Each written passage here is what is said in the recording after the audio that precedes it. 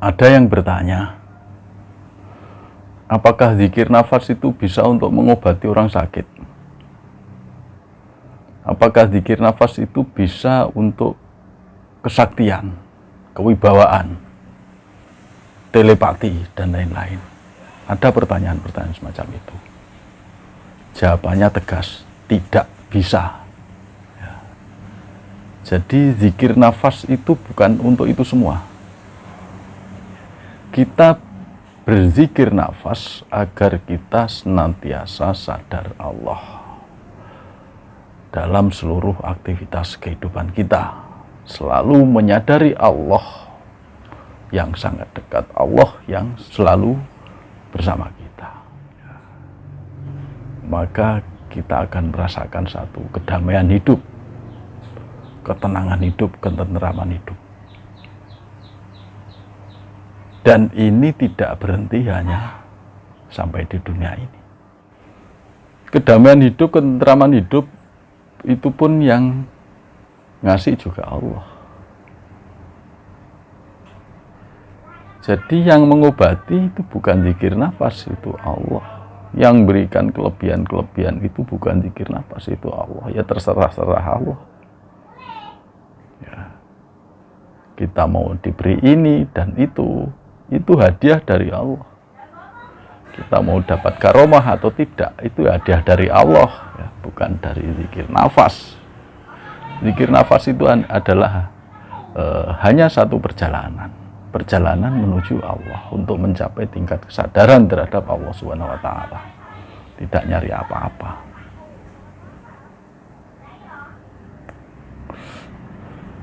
Jadi kita semua yang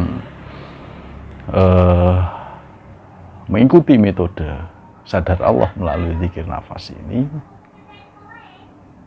lepaskan semuanya. Ya, lepaskan semuanya. Kalau Allah mengendaki kita mati, kita mesti mati. Kalau Allah mengendaki kita sakit, kita mesti sakit.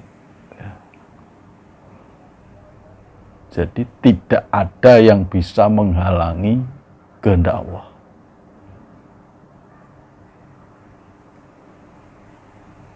Ya, tugas kita hanyalah bersungguh-sungguh untuk selalu menyadari Allah, untuk selalu berzikrullah.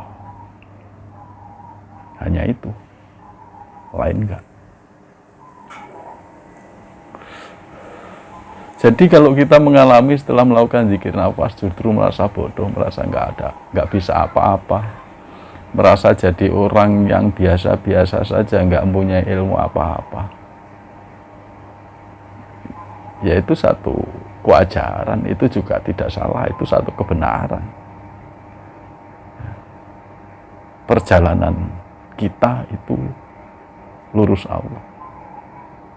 Indikatornya memang itu. Semakin kita sadar Allah, semakin kita nggak bisa apa-apa, semakin kita bodoh, semakin kita nggak punya kekuatan.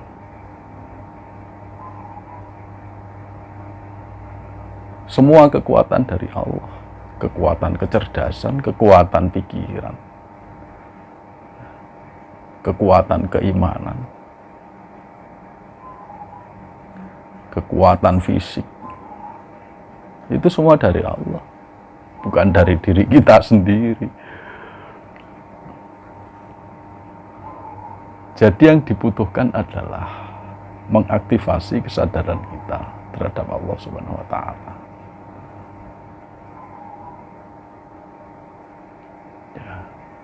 Kalau kita sudah mencapai jenjang kesadaran yang lebih tinggi lagi, kita akan memahami, kita akan menyadari semua kejadian-kejadian